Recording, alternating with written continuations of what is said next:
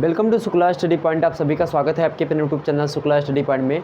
आज के वीडियो के अंतर्गत दोस्तों आपको बीए सेकंड ईयर इकोनॉमिक्स अर्थात अर्थशास्त्र के बारे में, उसके सिलेबस के बारे में चर्चा करने का प्रयास करूंगा, उसके बारे में आपको बताने का प्रयास करूंगा। और पेपर 1 के बारे में जनरली हम चर्चा करने वाले हैं। पेपर 1 के आपके नाम क्या है?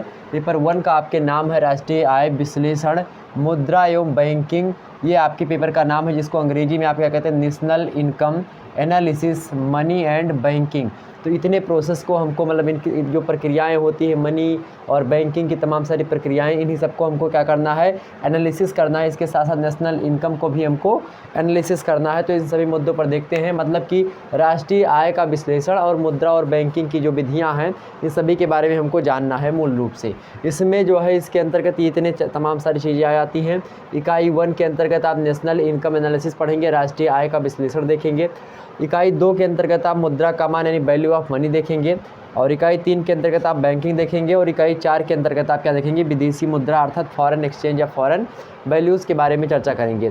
तो यहाँ पर मेरे प्यारे दोस्तों, बीए द्वितीय वर्ष अर्थशास्त्र प्रथम प्रश्न पत्र राष्ट्रीय आय विश्लेषण मुद्रा एवं बैंकिंग पाठ्यक्रम 2022 मतलब 2022 और 23 के according BA second year economics paper 1 national income analysis, money and banking, new syllabus 2022 के बारे में हमको चर्चा करनी है। ओके, तो यहाँ तक सारी बातें आपके तो समझ में आ गई होंगी कि हाँ किस बारे में हम चर्चा करने वाले हैं।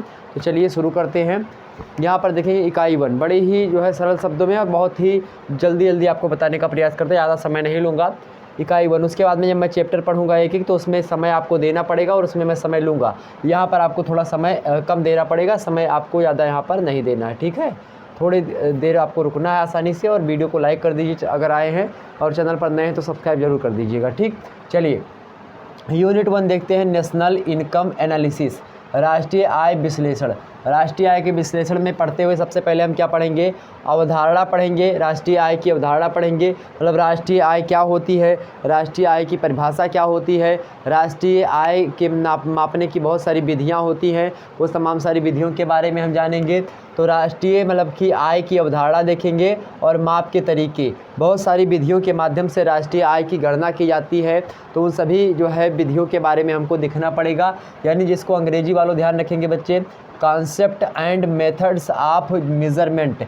कॉन्सेप्ट कहते हैं अवधारणा को, और मेथड कहते हैं विधि को यानी तरीका को, और मेजरमेंट कहते हैं मापने को, ठीक। आप माने काकी के होता है, एंड माने और होता है, ये सब क्या है मेरे प्यारे दोस्तों, प्रीपोजिशन। आप प्रीपोजिशन है, एंड क्या है मेरे प्यारे दोस्तों, आपका पंक्चुएशन, या फिर इस प्रकार से दो शब्दों को जोड़ने के लिए यहाँ पर प्रयोग किया गया है। तो यहाँ पर ये इतनी चीज़ें समझ में आ गई, यानी अवधारणा हम किसकी, राष्ट्रीय आय का विश्लेषण करने के मतलब विश्लेषण में करेंगे क्या, विश्लेषण मतलब क्या होता है उसके बारे में हम एनालिसिस करेंगे, जानेंगे ना। तो भाई किसी चीज़ को जानने के लिए उसके पहले अर्थ को आप जानेंगे, उसके अंदर परिभाषा को उसके जानेंगे। तो इन सभी को हम चर्चा करेंगे, ठीक। वहीं आगे चल करके हम उत्पाद, विभिन्न जो उत्पाद होते हैं उनको जानेंगे, और आय का चक्रीय प्रवाह देखेंगे, यानी circular flow of product and income, ठीक। मतलब आप देखते होंगे जीडीपी, जीएनपी जो एक चलता है, एक सर्कुलर फॉर्म में चलता है, जीएनपी हो गया, एनएनपी हो गया, एनडीपी हो गया, यानी सकल घरेलू उत्पाद आप देखते हैं। और उसके बाद में आप देखते होंगे मेरे प्यारे दोस्तों, कुल राष्ट्रीय उत्पाद, मतलब सकल घरेलू उत्पाद या कुल एक प्रकार से सकल राष्ट्रीय उत्पाद। तो इन सभी के बारे में, या फिर नेट जो है राष्ट्रीय उत्पाद, नेट जो है घरेलू उत्पाद, मतलब कि कुल, ठीक। तो इन दोनों को हम सभी को समझने का प्रयास करेंगे, बिल्कुल चिंता न करें। तो सभी जीडीपी वगैरह इसमें हम पढ़ेंगे, ठीक। तो चक्रीय प्रवाह का सिद्धांत पढ़ लिया जाएगा, सर्कुलर फ्लो ऑफ प्रोडक्ट, किसका, प्रोडक्ट और इनकम का, ठीक, राष्ट्रीय आय के परिप्रेक्ष्य में। वहीं सरकार और विदेशी क्षेत्रों के द्वारा राष्ट्रीय आय खातों में किस प्रकार से जो है राष्ट्रीय आय को बढ़ावा मिलता है, इसके बारे में पढ़ेंगे कि सरकार के द्वारा और विदेशी क्षेत्रों के द्वारा किस प्रकार से आय जो है आती है, किस प्रकार से स्रोत है आय का, इसको देखेंगे। यानी अंग्रेजी वालों गवर्नमेंट एंड फॉरेन जो है sectors in national income accounts. Okay, आगे समझेंगे हम शास्त्रीय और जो है कीनेसियन एक व्यक्ति थे। तो शास्त्रीय मतलब होता है क्लासिकल, कीनेसियन एक व्यक्ति हैं। तो शास्त्रीय प्रणाली के तहत, शास्त्रीय प्रणाली के तहत और कीनेसियन प्रणाली, दोनों प्रणालियों के तहत हमको राष्ट्रीय आय का निर्धारण करने के लिए देखना है। तमाम सारी हमने आपको विधियाँ बताई थी, उनमें आपकी मुख्य विधि आप देख सकते हैं, वैसे बहुत सारी विधियाँ हैं। लेकिन क्लासिकल तरीके से और केनेसियन तरीके से, इन दोनों तरीक़ों से हमको देखना है राष्ट्रीय आय का निर्धारण करना है। किसी भी देश का राष्ट्रीय आय कैसे निर्धारण किया जाएगा, यह प्रणाली एक होती है शास्त्रीय प्रणाली और दूसरी आपकी केनेसियन प्रणाली, जो आपको पढ़नी है बीए सेकेंड ईयर के पेपर 1 के अंतर्गत। ठीक है, तो यहाँ पर शास्त्रीय और केनेसियन प्रणाली के तहत हमको राष्ट्रीय आय का निर्धारण करना पड़ेगा। इसको हम देखेंगे, यानी determination of national income under classical and Keynesians. Okay, यहाँ पर इसको हम समझने के बाद में आगे बढ़ेंगे। व्यापार चक्र को हम समझेंगे, किस प्रकार से व्यापार जो होता है एक चक्र के रूप में चलता रहता है, एक सर्कुलर फ्लो उसमें बना रहता है। इन मुद्दों को समझेंगे हम। और व्यापार चक्र के हम जो मौद्रिक सिद्धांत होते हैं, कुछ मतलब कि वैल्यू थ्योरीज होती है उसकी, चक्रीय सिद्धांत की, उसको हम समझेंगे। अर्थात यहाँ पर देखेंगे मॉनेटरी थ्योरीज। मॉनेटरी थ्योरीज यानी मॉनेटरी मतलब होता है मौद्रिक, थ्योरीज मतलब होता है सिद्धांत आपका। ठीक है, आप मतलब काकी के, ट्रेड मतलब होता है व्यापार, साइकिल मतलब होता है एक प्रकार से चक्र। तो ठीक है, तो चक्रीय जो आपका मतलब कि व्यापार चक्र के जो मौद्रिक सिद्धांत है, इनके बारे में हमको समझना है राष्ट्रीय आय विश्लेषण के अंतर्गत। तो इतने सारी चीज़ों को हमको यहाँ पर जानना होगा। अब यहाँ पर मेरे प्यारे दोस्तों, इन सभी को समझने के लिए अध्ययन की सुविधा के हिसाब से मैं अपने हिसाब से आपको चैप्टर बताने का प्रयास करूँगा।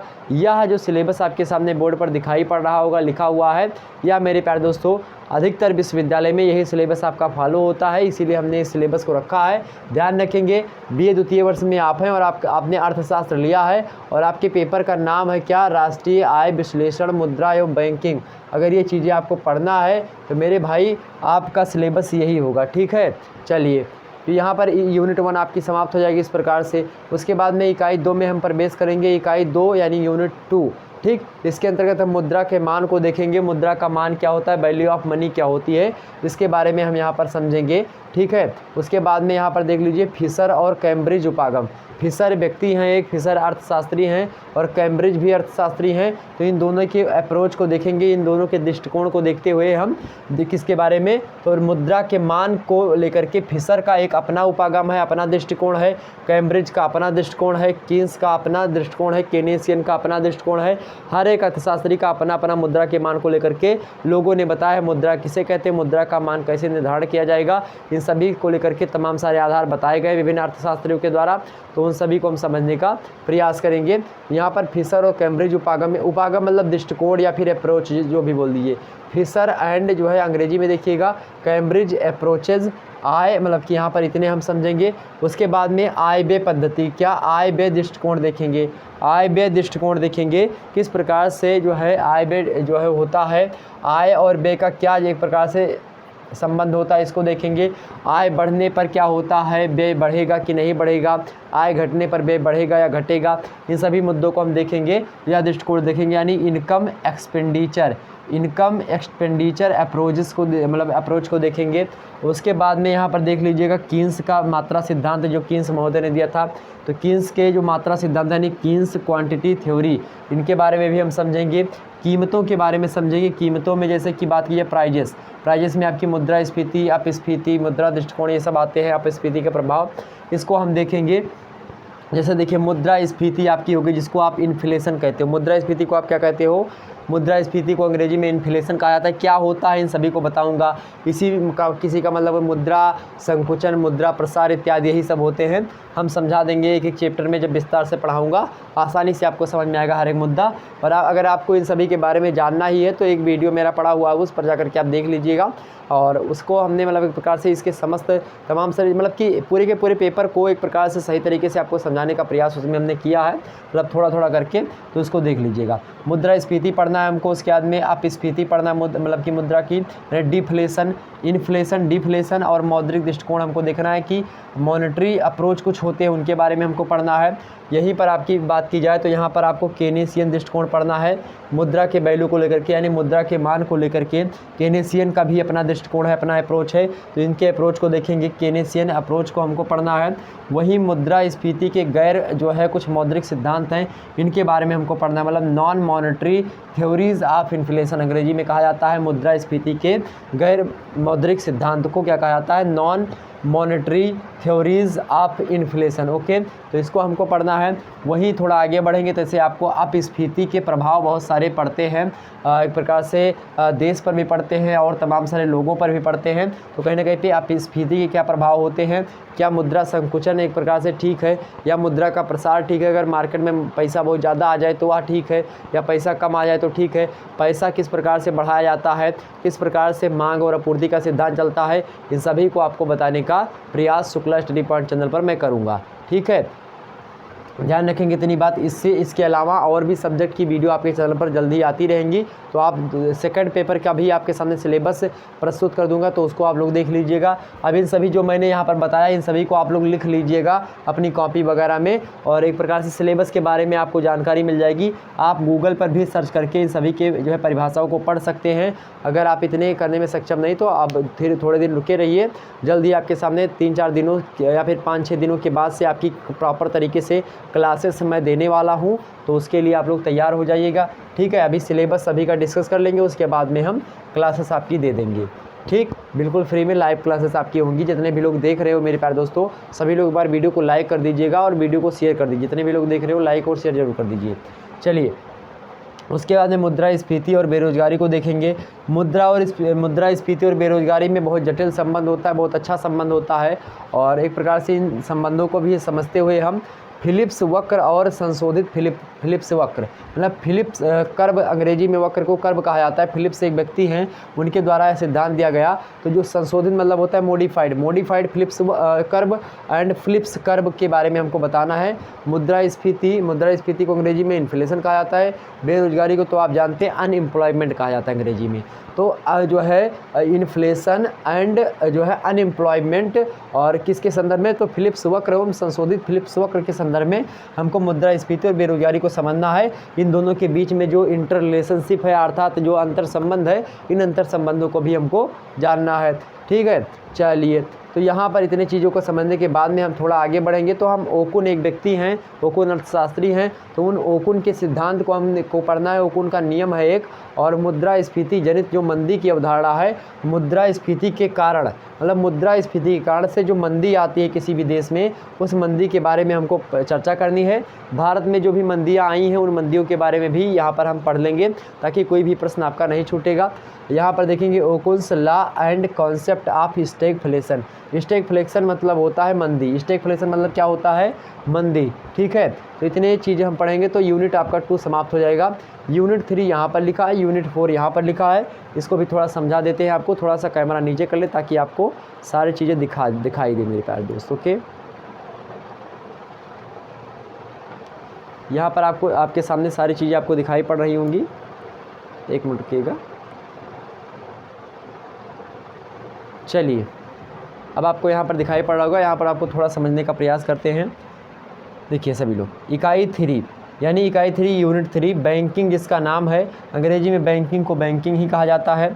यहाँ पर देखेंगे प्रकार, बैंकिंग कितने प्रकार की होती है, बैंकिंग के क्या क्या कार्य होते हैं, इनको हमको समझना है। तो बैंकिंग पहले क्या होती है इसको जानेंगे, उसके प्रकार को जानेंगे, उसके कार्यों को जानेंगे, उसका स्ट्रक्चर हम जानेंगे यानी संरचना। तो मेरे प्यारे दोस्तों, प्रकार मतलब क्या होता है आपका, प्रकार मतलब क्या होता है, वर्गीकरण यानी क्लासिफिकेशन ऑफ बैंकिंग हम समझेंगे। फंक्शंस ऑफ बैंकिंग देखेंगे, संरचना या स्ट्रक्चर ऑफ बैंकिंग हम पढ़ेंगे। ठीक, वहीं और मतलब एंड होता है प्रबंधन, मतलब एक प्रकार से प्रबंधन मतलब क्या होता है अंग्रेजी में, प्रबंधन मतलब क्या होता है, एक प्रकार से जो चीज़ आयोजित करें आप या फिर प्रबंध करें किसी चीज़ का, तो उसी को प्रबंधन कहते हैं अंग्रेजी में। इसको मुझे ध्यान नहीं आ रहा है, आप लोग ध्यान दीजिएगा। संपत्ति चर्चा करेंगे, संपत्ति क्या होती है, बैंकिंग में संपत्ति भी होती है, उसको देखेंगे। संपत्ति हो गई, एवं देनदारियाँ, कुछ देनदारियाँ होती, बैंक कुछ जो है एक प्रकार से उधार दिए हुए होता है, कुछ उधार लिए हुए होता है किसी बैंक से, तो वो सारी की सारी देनदारियाँ क्या होती बैंक की। धन का निर्माण कैसे होता है बैंक के माध्यम से, किस प्रकार से मुद्रा, एक प्रकार से बात की जाए किस प्रकार से मार्केट में तरलता बनानी है, किस प्रकार से क्या करना है, ये सब कहीं ना कहीं पे यहीं पर निर्धारण किया जाता है। वाणिज्यिक बैंकिंग यहीं पर देख लेंगे हम कि एक प्रकार से वाणिज्यिक बैंकिंग क्या होती है, कराधान वाली बैंकिंग क्या होती है, इसको समझेंगे। और नेक्स्ट है आपका सिद्धांत और व्यवहार, जो बैंकिंग के कुछ सिद्धांत दिए गए हैं विद्वानों के द्वारा, अर्थशास्त्रियों के द्वारा, उन सिद्धांतों को देखेंगे। और कुछ व्यवहार बताए गए, मतलब कि व्यवहार की बातें हैं कि बैंक में चीज़ें होनी चाहिए, तो उन व्यवहारों को भी समझेंगे। और उसके बाद में हम केंद्रीय बैंकिंग के बारे में भी पढ़ेंगे। केंद्रीय बैंकिंग के जो कार्य होते हैं, केंद्रीय बैंकिंग किसे कहते हैं और क्या क्या होता है इसके कार्य, इन सभी को हम चर्चा करेंगे उसके अंतर्गत। और मौद्रिक नियंत्रण, किस प्रकार से केंद्रीय बैंक जो होता है मुद्रा का नियंत्रण अपने पास रखे हुए होता है। जैसे कि मान लेते हैं आरबीआई है, आरबीआई जो होता है बैंकों का बैंक उसे कहा जाता है, रिजर्व बैंक ऑफ इंडिया को बैंकों का बैंक कहा जाता है, क्योंकि वह बैंकों को लोन देता है और बैंक हम और आपको लोन देते हैं। तो हमको कौन लोन देता है? बैंक देते हैं। और बैंकों को कौन लोन देता है? तो आरबीआई देता है। किसी बैंक के पास पैसा कम हो जाएगा तो वो आरबीआई से मांगेगा कि भैया मुझे जो है रेपो दर पे इतना जो है ब्याज दे दो, तो कहेगा ठीक है इतना इतनी कीजिए। अगर मान लेते हैं जो है छोटे बैंक जो है अगर आरबीआई को जो है एक प्रकार से उधार दे तो उसको रिवर्स रेपो रेट कहते हैं। ठीक, हम समझाएंगे एक तरह रिवर्स रेपो रेट क्या होता है, रेपो दर क्या होती है, तमाम प्रकार की चीज़ें होती है बैंकिंग में, हम सभी को आपको समझाने का प्रयास करेंगे। ठीक है, चलिए अगला है भारतीय मुद्रा बाजार, यानी इंडियन जो है वैल्यू मार्केट के बारे में हम चर्चा करेंगे। किस प्रकार से भारत में मुद्रा का संचालन होता है, किस प्रकार से मार्केट वैल्यू निर्धारित की जाती है किसी भी वस्तु की, इसको जानते हुए आगे बढ़ेंगे। भारतीय मुद्रा बाजार की संरचना क्या है यानी स्ट्रक्चर क्या है उसको जानेंगे, उसकी अवधारणा क्या है यानी कि कॉन्सेप्ट क्या है भारतीय मुद्रा बाजार का उसको जानेंगे, और आखिरकार स्रोत क्या है भारतीय मुद्रा बाजार के, स्रोत क्या है, किस प्रकार से हम, स्रोत मतलब होता है आधार, कहाँ से आखिरकार भारतीय मुद्रा बाजार के बारे में हम जान पाते हैं और किस प्रकार से उसमें हम कोई चीज़ संशोधित करते हैं, क्या क्या चीज़ें होती हैं। उसके बाद में भारतीय रिजर्व बैंक आप देख लीजिएगा, रिजर्व बैंक मतलब क्या होता है? आरबीआई जिसको आप कहते हैं, reserve bank of India RBI, RBI के बारे में हमको पढ़ना है। उसके बाद में नियामक एवं प्रचार कार्य कुछ होते हैं, अर्थात रेगुलेटरी एंड प्रमोशनल फंक्शंस जो होते हैं उनके बारे में हमको चर्चा करनी होती है, जो कि बैंक से संबंध रखते हैं, बैंकिंग से संबंधित होते हैं। तो इन सभी को हम समझेंगे। इकाई 3 यहीं पर आपका समाप्त होगा। उसके बाद में हम इकाई 4 में प्रवेश करते हैं, यानी यूनिट 4 में प्रवेश करते हैं, जिसका नाम है विदेशी मुद्रा, मतलब जिसको अंग्रेजी में फॉरेन एक्सचेंज या फॉरेन वैल्यूज़ के नाम से हम जान सकते हैं। तो यहाँ पर विदेशी मुद्राओं के बारे में हमको ओवरऑल जानकारी मिलेगी यूनिट 4 के अंतर्गत, मतलब इकाई 4 के अंतर्गत। यहाँ पर देखेंगे मुद्रा स्वर्ण मानक, किस प्रकार से एक सोने के तरीके से हम मतलब कि सोने के आधार पर मुद्रा को मानक में रखते हैं, किस प्रकार से मुद्रा का मानकीकरण सोने के आधार पर करते हैं, ठीक, मतलब गोल्ड के आधार पर, इसको देखेंगे। किस प्रकार सरकारी प्रभुतियाँ होती हैं उन सभी के बारे में समझेंगे। और विनिमय दर निर्धारण क्या होता है, विनिमय मतलब होता है एक्सचेंज, किस प्रकार से मान लेते हैं हमको यह मार्कर ख़रीदना है तो किस प्रकार से हम वैसे मान लेते हैं हमको यह मार्कर ख़रीदना है तो किस प्रकार से निर्धारण किया जाएगा कि यह मार्कर जो है 25 रुपये या 30 रुपये का है, या कौन निर्धारण करेगा? तो कहीं ना कहीं पे विनिमय के माध्यम से। तो मुद्रा विनिमय होता है, मुद्रा और वस्तु विनिमय, हम मुद्रा देंगे तो हमको वस्तु मिलेगी, ये क्या हो गया आपका मुद्रा विनिमय हो गया। लेकिन अगर मान लेते हैं हम गए वहाँ पर हमारा जो है नीला मार्कर जो ख़राब हो गया है, हमने दुकानदार से कहा कि मुझे काला मार्कर दे दो, तो वह दुकानदार क्या कहेगा कि ठीक है भाई आप नीला मार्कर मुझे दे दो। तो मैंने नीला मार्कर उसे दिया और उसने मुझे काला मार्कर दे दिया। क्योंकि मुझे काले मार्कर की आवश्यकता थी इसलिए हमने उससे काला मार्कर ले लिया, क्योंकि उसे नीले मार्कर की आवश्यकता थी उसने मुझसे नीला मार्कर ले लिया। तो दोनों की आवश्यकताओं की क्या हो गई, पूर्ति हो गई। और जब दोनों की आवश्यकताओं की पूर्ति हो गई मेरे भैया, तो यही हो गया आपका वस्तु विनिमय, इसी को विनिमय कहा जाता है। आदान प्रदान जिसको आप कहते हैं उसी को विनिमय कहते हैं मेरे भाई, जिसको आप आयात निर्यात कहते हैं उसी को आप विनिमय भी बोल सकते हो। अगर मान लेते हैं आपका पड़ोसी है, उसके यहाँ जो है आटा ख़त्म हो जाता है तो बगल वाले के यहाँ जाता है एक आँखा, जो मतलब कि जिसको चाला जाता है उसको आँखा बोलते हैं, तो चलनी जिसको आप बोल सकते हैं। तो चलनी मान लेते हैं जो है एक चलनी मतलब मान लेते हैं एक मतलब 1 किलो आटा उसके यहाँ से किसी बगल के यहाँ से उधार ले लिया। अब 1 किलो आटा हमने उधार लिया उससे, फिर हमने उसको उधार दे दिया, मतलब कि या फिर हमारे यहाँ उनके यहाँ आटा था तो उन्होंने उनसे हमने आटा ले लिया।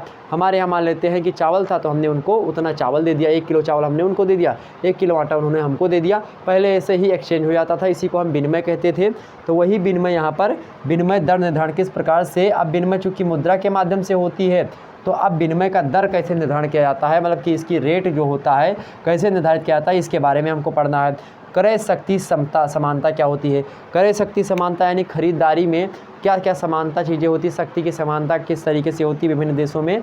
तो जैसे मान लेते हैं कि जो है आप देखते होंगे कि अमेरिका का लगभग जो है 1 रुपया, मतलब अमेरिका का $1 जो होता है, US डॉलर जो होता है वह किसके बराबर होता है मेरे प्यारे दोस्तों, वह इंडियन रुपीज़ की बात करें तो इंडिया के जो है 74 रुपये के बराबर होता है। मतलब अमेरिका का 1 रुपया इंडिया के 74 रुपये के बराबर है। मतलब क्या, अमेरिका की जो मार्केट वैल्यू है, मुद्रा है, वह महंगी है और भारत की मुद्रा क्या है, सस्ती है। पाकिस्तान की मुद्रा की बात की जाए तो पाकिस्तान की मुद्रा कितनी है, अपने यहाँ मान लेते हैं कि अगर जो है 1 रुपया है तो वहाँ पर मतलब कि लगभग मेरे प्यारे दोस्तों आधी है अपने, मतलब कि अगर 1 रुपया अपने यहाँ का है तो वहाँ मतलब एक प्रकार से अपने यहाँ का 50 पैसा, उनके यहाँ का 1 रुपया। आप अगर 100 रुपये रखे हो पाकिस्तान में चले जाओगे तो 200 रुपये का कार्य वो करेगा। ठीक, इसी प्रकार से बहुत सारे ऐसे देश हैं जहाँ पर आप चले जाएंगे, जैसे कि इधर जाएंगे आप अर्जेंटीना, और आप जाएंगे जैसे कि इंडोनेशिया वगैरह में चले जाएँ, मलेशिया वगैरह में चले जाएँ, तो आप बहुत ही कम पैसों में इंडियन रुपीज़ में आप अच्छे तरीके से अपना भरण पोषण कर सकते हैं। ठीक है, और बहुत अच्छी तरीके से अपना जो साथ सैया कर सकते हैं। तो क्रय शक्ति समानता कैसे निर्धारित होती है, किस प्रकार से देखा जाता है, कुछ सिद्धांत होते हैं विदेशी मुद्रा को लेकर के, उन सिद्धांतों के बारे में पढ़ेंगे। अंतर्राष्ट्रीय मौद्रिक संस्थान जो होते हैं, जैसे कि IMF जो होता है, IMF जो होता है इंटरनेशनल, जो एक प्रकार से फंडिंग का स्रोत होता है, यहीं से कोई बैंक हो या फिर कोई देश हो उधार देता है। IBRD भी होता है, यह भी एक प्रकार से उधार ही देने का कार्य करता है। तो IBRD और IMF जो हैं, यह अंतर्राष्ट्रीय मौद्रिक संस्थान है जो कि मुद्रा के चाल चलन को देखते हैं, किस प्रकार से विदेशी मुद्रा किस प्रकार से कंट्रोल में रहेगी, किसकी मुद्रा ज़्यादा होगी, क्या कम होगी, ये सब यही निर्धारित करते हैं। आगे है मांग एवं आपूर्ति, यानी कि डिमांड एंड सप्लाई, जिस पर पूरी की पूरी इकोनॉमिक्स टिकी हुई है। तो डिमांड और सप्लाई के नियम को हम देखेंगे, यहाँ पर डिमांड और सप्लाई पढ़ेंगे, यानी मांग और आपूर्ति पढ़ेंगे।